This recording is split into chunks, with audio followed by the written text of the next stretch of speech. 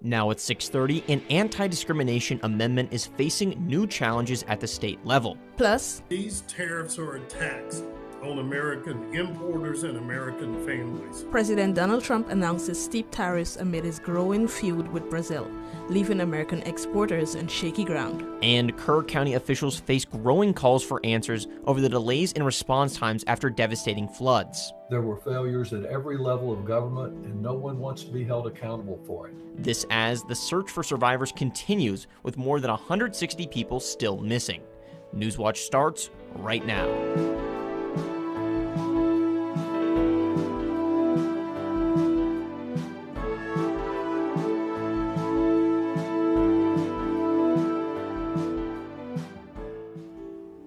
Thanks for joining us. I'm Charlie Ehlenfeld. And I'm Abigail Sample. Welcome to Newswatch. It's been another muggy day here in Athens, but will we get a break from the humidity anytime soon? To find out, let's turn to forecaster Steve Nedelik. Steve?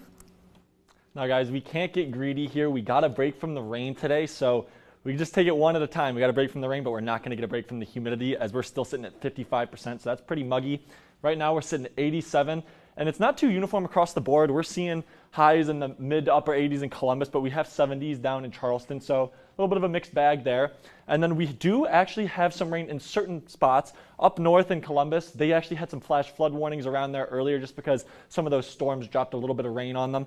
Here in Athens, though, we've been dry today, so that's our one we get instead of that humidity. Tonight, overnight low of 68, partly cloudy sky, so pretty pleasant night if you have any plans. Maybe just bring a hoodie if it's not going to get too cold, so your plan should go on without a hitch. And as we look into tomorrow, we do have those chances of that chance of rain, but we do, again, jump back up to 89, 90 degrees. But with that humidity, it's going to feel a little bit warmer, and that's kind of going to be the story as we head into the rest of the week. So stay tuned for my full forecast where we break that down. Thanks, Steve. Authorities have identified the body of a man found floating in the Ohio River. A press release from the Wood County Sheriff's Office says 45-year-old Thomas Basim from Belpre, Ohio. A barge deckhand saw Basim's body in the water on the 4th of July. Officials say there are no signs of foul play and attribute his death to drowning. The push to put an anti-discrimination amendment on the 2026 ballot is facing a new hurdle. The Ohio Ballot Board split the Ohio Equal Rights Amendment into two separate ballot initiatives. This means supporters will need to collect twice as many signatures to put both on the ballot. One initiative will prevent the government from discriminating against protected statutes, while the other will officially repeal a 2004 law that bans same-sex marriage in Ohio. The law became null after the Supreme Court legalized gay marriage, but supporters included it in the ERA amendment out of fear that ruling will be overturned. Both initiatives will need about 450,000 signatures to be put in front of voters next year. Ohio Attorney General Dave Yost is urging county officials to form a coalition to reform property taxes before a ballot initiative eliminates them. From 2020 to 2024, property taxes increased almost 19%, costing taxpayers $3.8 billion. With the growing calls for property tax relief, one group is trying to put an initiative on the ballot to completely abolish property taxes on the 2026 ballot. In a statement, Yost says this would be detrimental to public schools and local governments, who rely on money from property taxes to function. Yost says county governments need to get ahead of the initiative before voters head to the polls next year. A federal judge blocks President Donald Trump's executive order aiming to end birthright citizenship. Today, the judge issued a preliminary injunction to stop the birthright citizenship order from being enforced. This is the first major legal test of Trump's order after the Supreme Court ruled plaintiffs could only seek blocks against the order in class action lawsuits. To follow the High Court's ruling, the judge included all current and future children and their parents who might be affected by the order in one class for the lawsuit. Websites for Harvard College centers serving minority students are being taken down. Harvard student newspaper reports websites for women, minority, and LGBTQ students now lead to a page for an Office of Culture and Community. That office is a replacement for the Diversity Office for the Faculty of Arts and Sciences. The move marks continued cuts to diversity initiatives at the Harvard as the Trump administration is increasing pressure on the university to adhere to its more conservative ideology. Trump is threatening to force American businesses to pay a 50% duty on imports from Brazil. This comes amid a growing feud with Brazil's president over the trial of former Brazilian President Jair Bolsonaro. Bolsonaro is a Trump ally who's accused of attempting a coup. Brazil's president says his country won't bow to Trump's demand. Instead, he's threatening retaliation. The U.S. has a trade surplus with Brazil, so that could hurt American exporters. The folks in my part of the country are more concerned about retaliation for tariffs that are put on. We haven't seen them yet, but that's a concern they've got. Brazil isn't the only country facing steep tariffs. Trump says he also informed Algeria, Iraq, Libya, Moldova, Sri Lanka, Brunei, and the Philippines of upcoming 20 to 30% flat tariffs on their products. Secretary of State Marco Rubio held in-person talks with his Russian counterpart today. This comes just days after President Trump publicly criticized Russian President Vladimir Putin for a lack of diplomatic progress. Julia Benbrook reports from the White House. This is the second time that Secretary of State Marco Rubio has met with the Russian foreign minister, but the two have talked on the phone multiple times in recent months as the United States pushed for a ceasefire between Russia and Ukraine that never came to fruition. Rubio described Thursday's meeting as a, quote, frank conversation where he communicated President Donald Trump's disappointment and frustration. There were some ideas exchanged today, some viewpoints that they expressed to us that I'll take back to the president for his consideration, and hopefully it will lead to something. I don't want to overpromise. This meeting comes as Moscow has continued its deadly drone and missile attacks against Ukraine, and just days after Trump publicly criticized Russian President Vladimir Putin for not engaging in peace talks with Ukraine. We get a lot of bull thrown at us by Putin, for you want to know the truth.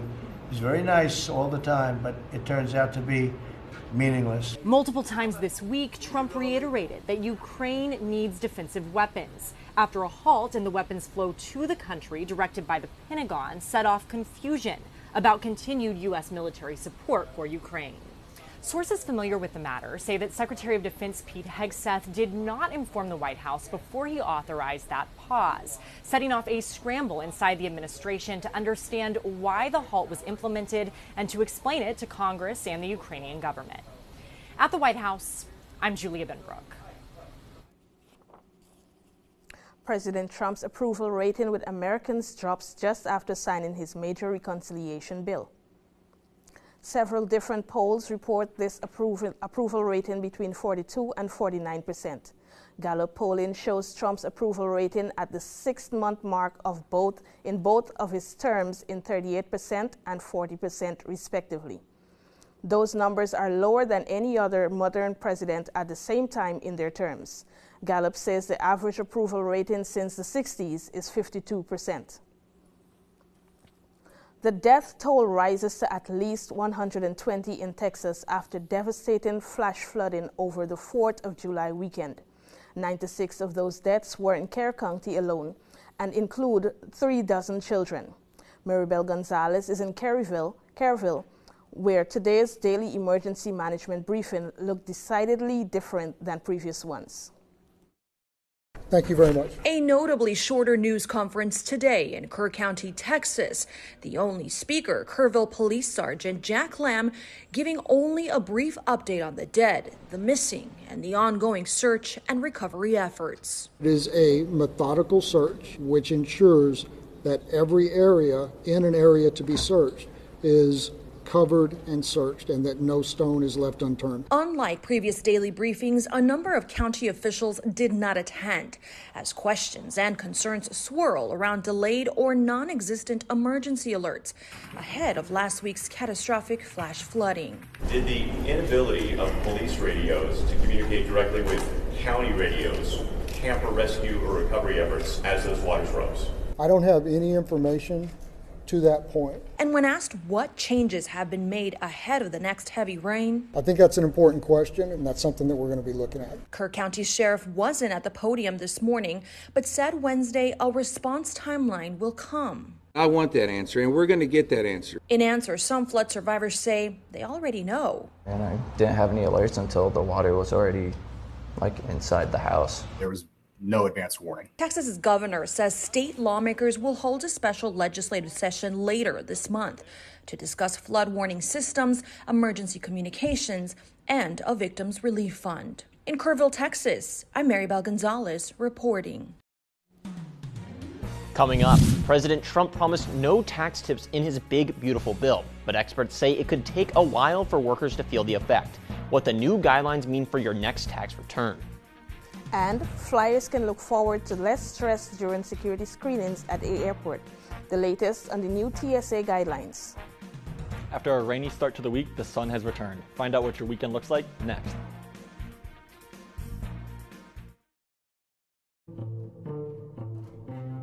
Chinese manufacturers attempt a high-stakes expansion in Ethiopia.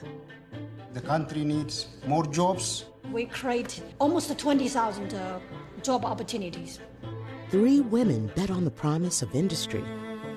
But when hope meets reality, they land at a crossroads. Made in Ethiopia on POV. Monday at 10 on WOUB. A monumental Supreme Court decision. The showdown over the power of the president. Potentially cleared the way for even greater presidential power. The Constitution vests all of the executive power of the federal government in a single person, the president. Do we have the rule of law or do we have royal decrees? That's what's at stake here. You're not going to scare us, and we're not going to stop. Our constitutional structure is definitely stressed. Tuesday at 10 on WOUB. The Electron Solar Farm. Pentagon official. With executive orders. Good evening. I'm Jeff Bennett. And I'm Amna Nawaz. I'm Margaret Hoover. I'm Christiana Manpour in London. Bring us up to speed there. Israel is vowing serious consequences. Did you get a commitment from President Trump? We have to work on it. When that story is told, it will be easier for us to see each other like the people who came before us. Today, we live in a time when meaningful discourse is needed more than ever. Is this just, at the end of the day, very smart politics? It's, never compromise on the accuracy. This is the story of modern war, how it's fought and how it's changing us.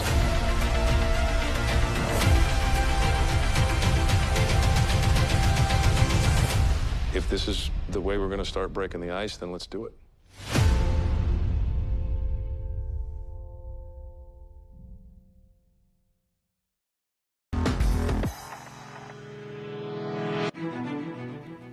Hey guys, I'm new to this, so this weather is so surprising for me. Has it always been so bipolar? Oh, this is classic Ohio weather. You get rain one day, you get sun the next day. It's always a mixed bag around here. Yeah, we're getting something, anything in terms of relief when it comes to this muggy weather that's been going on. Unfortunately, that mugginess is here to stay. We got that rain out of here for a little bit, and if we look out there right now, we're currently at mostly cloudy skies, so no rain, but look at that humidity, 55%. Our glass is more than half full if our air parcel was a glass of water. 87 degrees, so with that humidity, we got real feel in about the low 90s, so not too terrible, but not super comfortable out there either. Now, we also do have these temperatures sitting kind of a little bit different all over the place. 88 here, but if we go south a little bit, 77 in Charleston, so it's not all over the place that is this hot, but this humidity is everywhere. So no matter where you go, it's gonna be humid. Because if we take a look at this map, we just have this area of just warm, muggy air kind of just trapped over our region. And there's going to be nothing coming in the next few days to really help push it out. So we're kind of in for the long haul in terms of that humidity. We did have some storms fire up around Columbus today that allowed for some flash flood warnings to go into effect, but those have since died down. There's no real widespread rain happening, but again, with all that humidity as that ground heats up, it just agitates the atmosphere, and that's when we get those storm clouds popping up. Now, if we take a look out into the radar, zoom in a little bit out, there's nothing really coming behind it. So once the sun goes down tonight, these storms are kind of going to shut off. We're going to pull the plug on this, so they're not going to have their power anymore. So we'll have a pretty calm night tonight with an overnight low of 68 degrees and partly cloudy skies. So you might get a little bit of nighttime cooling, so we might dip a little bit lower than 68, maybe 65, but it'll be a pretty pleasant night. Tomorrow is practically rinse and repeat. We're going to get this daytime heating that might fire up some storms around us, but it's not going to be anything widespread, so it's just going to be a storm here, a storm there, and we're going to be in the same boat, about 90 degrees tomorrow with that humidity, so it's going to feel a little bit warmer, but then an overnight low of 68 degrees. Now, the big thing that's driving all of this is this stationary front that's just kind of hanging out over our area, and it provides a lot of moisture to our area, and so when we get that clearing in the clouds, we just kind of get that rise from the air, and that's what creates these storm clouds, and that's what's been driving these kind of just day-by-day storms that we haven't really been able to forecast extremely well in terms of where they're going to hit. Tomorrow is when we see that front start to dissipate slowly, and by tomorrow night, there's nothing really being driven over our area. But then when we get to Saturday, we start to see this cold front set up, and that's what's going to be slowly moving its way into our region. Saturday night, it gets even closer, but then once we get to Sunday, that's when the rain comes back into the forecast. And then again, we have a long stretch of rain. So we have these few little chances as we head into the weekend, but for the most part, we're going to be pretty dry. But then once we get in to the bulk of the weekend, Sunday, that's when the widespread rain returns. And then Monday, we're back on the hook with this daytime heating driven storms all the way through the middle of next week. So it's going to be a rainy one. Make sure, even if it looks sunny outside, maybe just pack an umbrella because it could get rainy. Thanks, Steve. If you're logging into your student loan servicer account, you might not be able to see the progress of your loan forgiveness payments. That's because the Department of Education stalled payment counts.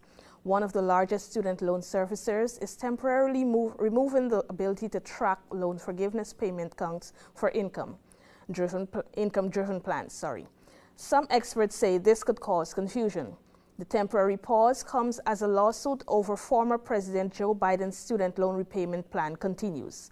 It promised lower monthly payments and a faster path to loan forgiveness, which critics say was too generous. Layoffs aren't surging right now, but if you're on the hunt for a job, the job market has not gotten any easier. The Bureau of Labor Statistics says initial claims for unemployment benefits fell last week. However, continuing claims rose to their highest level in 4 years.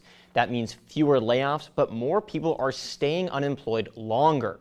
Roughly 227,000 Americans filed for first-time jobless claims. Economists say the labor market has cooled as employers pull back on hiring without cutting jobs. President Donald Trump promised a no tax on tips in what he calls his big, beautiful bill. But tax experts say workers will have to wait for relief. Employers will still withhold federal taxes from tips and overtime through the end of this year. Instead, eligible workers will have to wait until next tax season for either a bigger refund or a reduced tax payment. There's no benefit right now. It's going to be when they file their tax return, and then do they meet the criteria? Do they have support? Workers will be able to deduct up to $25,000 in tip from their federal income taxes on their 2025 tax return. And those who receive overtime could deduct tips up to $12,500 of that extra pay. But that tax break will only last through the end of 2028. Experts say these changes will make it even more important for workers to document their tips. After nearly 20 years, passengers going through airport security in the U.S. will see a welcome change. The TSA will no longer require flyers to take their shoes off to go through security. Ian Rodriguez reports on the reason behind the change and how you can prepare for your next flight. After almost 20 years of going through airport security in socks or bare feet, TSA will no longer require travelers to remove their shoes when they go through our security checkpoints. Secretary of Homeland Security Kristi Noem announcing the end of one of TSA's most frustrating policies for travelers, which the department hopes will reduce wait times and still keep the public safe. It will be a much more streamlined process going forward. The move comes amid significant advancements in airport security technology and the recent implementation of Real ID. TSA has changed. We have a multi-layered, whole-of-government approach now to security. Noem says changes to other TSA rules are also being considered if they can be implemented safely. Clint Henderson with the Points Guy says one of those changes could be the size of liquids in carry-on bags, which is already happening in some airports overseas. The bad news is the TSA has previously said this is not going to go away until 2040. Not all the airports have these new CT scanners that are giant that can screen larger size liquid containers. But keep in mind, those rules haven't changed just yet. So Henderson says it's important to be familiar with the policies, get to the airport early, and take advantage of flight travel programs to reduce your security stress. Get TSA PreCheck, get global entry. Those things will really speed up your trip, and a lot of credit cards will reimburse you for those fees now. So lots of tricks to the trade. In Atlanta, I'm Ivan Rodriguez. We'll be back after the break, but in the meantime, follow us on our Instagram and X to stay up to date on the latest news in Southeast Ohio.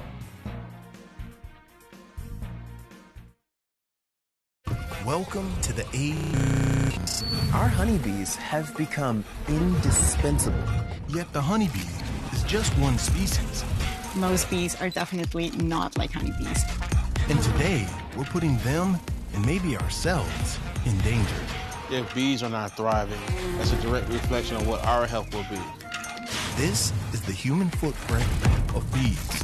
Wednesday at 9 on WOUB.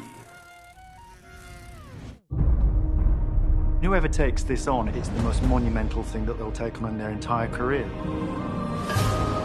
Michelangelo now wants to take on Leonardo in making a painting.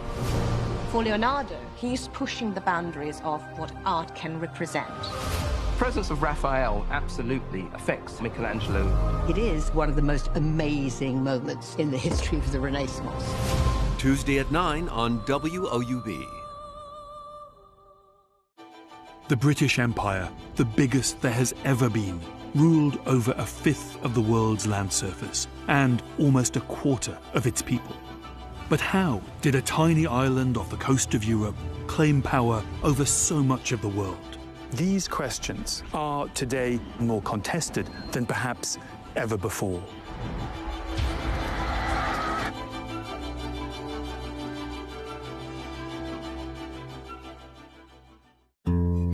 Regardless of your stage of life, whether you're starting your first job, getting the keys to a new home, or enjoying retirement, it's never too early or too late to create an estate plan to care for loved ones and support the causes that are meaningful to you. WOUB Public Media is pleased to have partnered with Giving Dogs, a free resource for building an estate plan that fits your needs and protects the people and causes you care about. Visit WOUB.org and click the Support tab to get started today.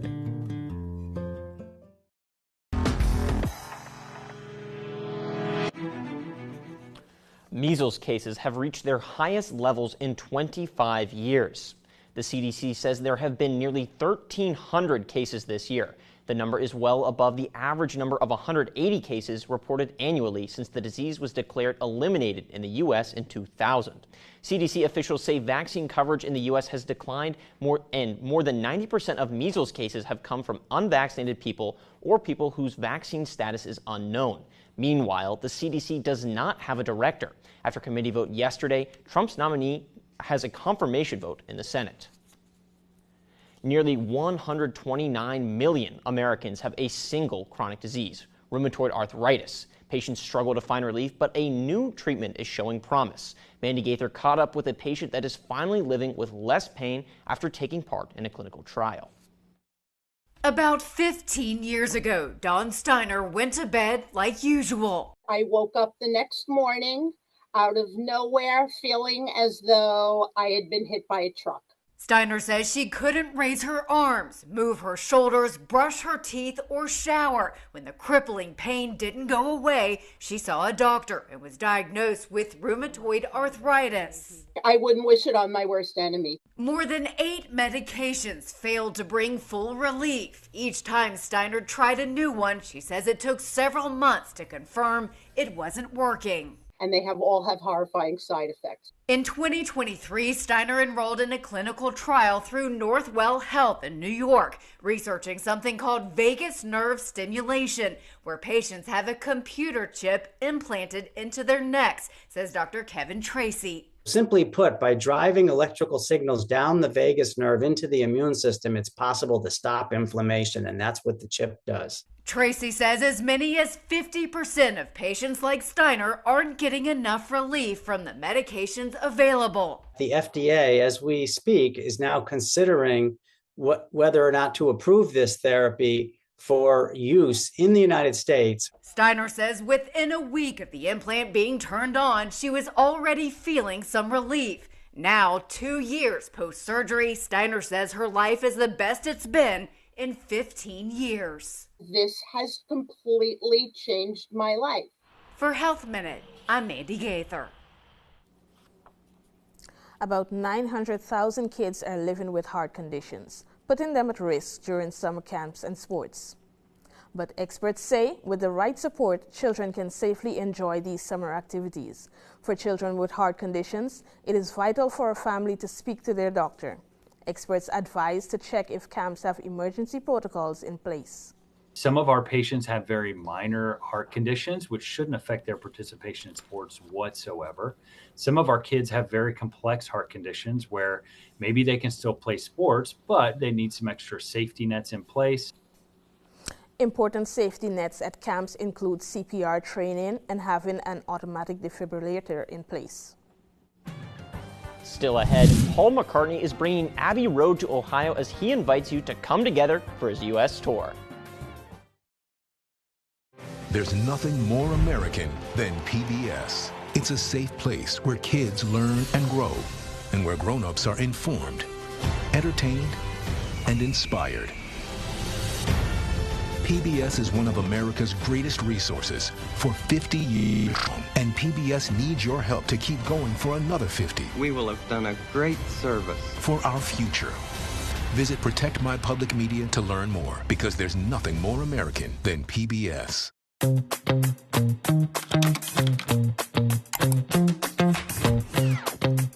PBS viewers believe that businesses that sponsor PBS on WOUB Public Television have a commitment to quality and excellence. Sponsoring a PBS television program offers your business a unique opportunity to connect with a highly engaged, loyal, and trustful audience in a clutter-free environment, leading to increased brand awareness, positive perception, and potential for higher customer engagement. Your sponsorship is important to the community, and the rewards come back to you in the form of loyal customers. Align your organization with America's most trusted news and public affairs network. WOUB Public Television is worthy of your trust. Contact Corporate Support Director Kathy Malesic at 740-593-4909 or online at woub.org/support. In some ways, Portsmouth was one of the last small cities to field a team and get a franchise. What was kind of extraordinary about Portsmouth was it was able to field an incredible team. For a brief moment in the sun, a little sweet spot that almost was sweet enough to get them a national championship, but they put together the team that ultimately did win the championship in 1935 in Detroit.